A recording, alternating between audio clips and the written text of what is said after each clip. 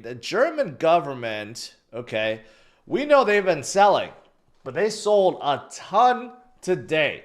A ton. Remember, Arkham? Arkham's been tracking them, right? It is down, their holdings is down to 1.5 billion now. Okay, it is quite a lot. If you look at how much selling is going on, they decided that they don't want to just do 500 at a time. They want to do thousands at a time. In fact, a lot of people have been tracking it. They sold 17,000 Bitcoin today. I don't know if they actually sold or just moved, because if you look at a wallet address, there's a lot of incoming, outgoing.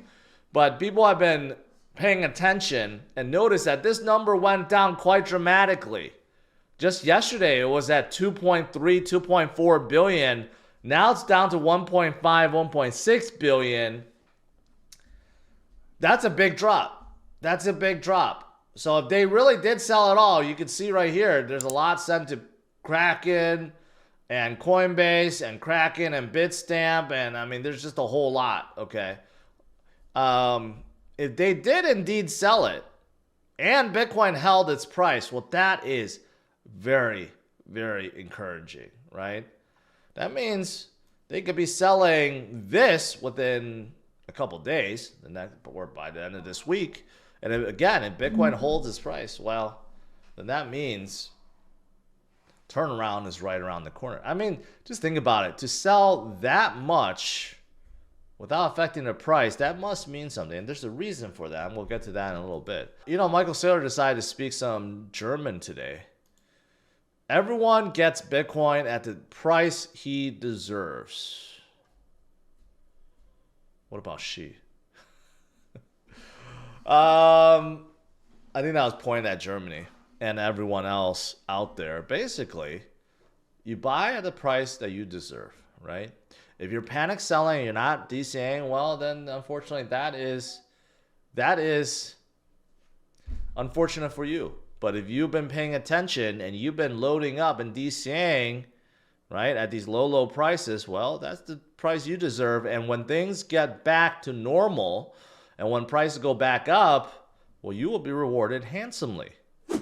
If you want to comment on anything I've said in this video, make sure you head over to the Roundtable. The Roundtable is a new social media platform created for conversations. And best of all, it's spam-free, bot-free, unlike here on YouTube. And you could have conversations with me and others like Altcoin Daily, Scott Melker, Mauro Nafal, and many others are joining daily.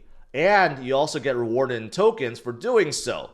So check out the new Roundtable. Click the link in the description below. Mt. Gox also, we know that they have began redistributing what they owe to the creditors too. And people are looking at that as well. We have seen random sells on Binance, random whale sells. Whether it's related to Mt. Gox, we don't know. But people are also looking at Mt. Gox and their wallets. Today, it seemed like they moved 47,000 Bitcoin. That is a whole lot. Now, did they sell the 47,000 or they just moved it to a wallet waiting for distribution? Unknown at this point, okay? But if they truly sold 47,000 Bitcoin, which is more than 4 times the amount Germany sold, and Bitcoin still didn't move, well, that tells you something. That tells you how strong Bitcoin is, right? But could be, number one, they're just changing wallets. Doesn't mean that they actually sold and redistributed. Or two, they are doing some kind of OTC deal, which is what Germany should have been doing all along. And maybe they decided to do that now. Or three, they're using some kind of broker service. So there's, again, just transfer to someone before that broker transfers to the creditors, right? I'm thinking that 47,000 has been sold. I'm thinking that this has just been distributed in some way, right? Because it's hard. It's hard to sell 47,000 Bitcoin that fast unless they've been working with them for quite some time, whoever they're working with, right? But again, pretty darn encouraging that all this happened today, and obviously we have a whole bunch of FUD, and Bitcoin held and In fact, the entire crypto market cap went up today, right? Now, I do have a theory why. I have a theory why Bitcoin is holding so strong. But before I get to that, let me show you this. Bitcoin reserves on exchanges, you could see that dramatic drop, right? In July, that is a huge drop and continues to drop. And that is fantastic.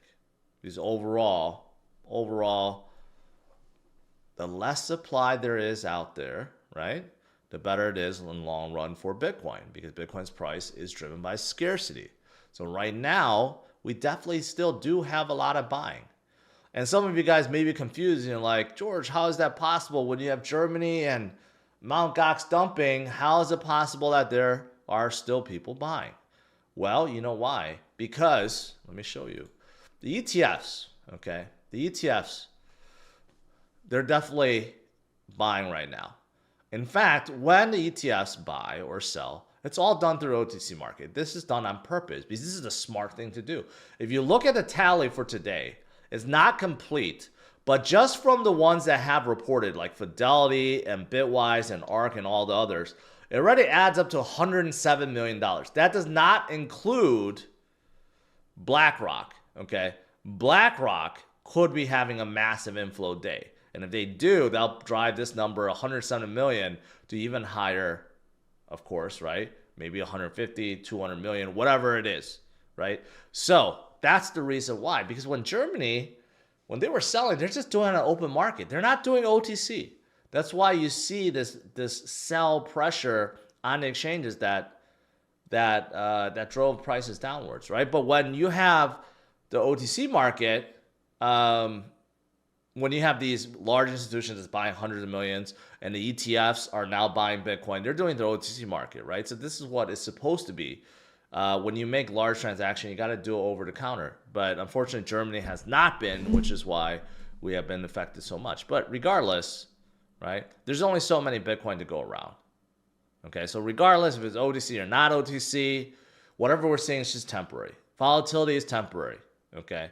There's only 21 million that will ever exist. And we're already at 19 point, how many? 19.7 million right here, circulating supply, right? So there's not that many Bitcoin left to be found. In fact, less than 7%, right? Everyone is fighting for that last 7%. The miners are not going to be selling that. So basically it's all gone. And plus the 19.7 million, we have like anywhere from 5 to 7 million that are lost forever. So everyone's fighting for a little piece of the pie. And the pie is not getting bigger. It's not like fiat. It's not like the US dollar or euro or yen or yuan that continues to grow bigger and bigger and bigger through inflation. That's not the case with Bitcoin. There is a set supply, and once it's gone, right? That's why ultimately the price goes higher, because demand keeps going up and supply keeps going down. It's really that simple. So right now we are seeing the ETFs buy up. Maybe not everything that's being sold, but they are definitely buying, which means, right, even Wall Street, a lot of people on Wall Street realize that this is a great time to be loading up too.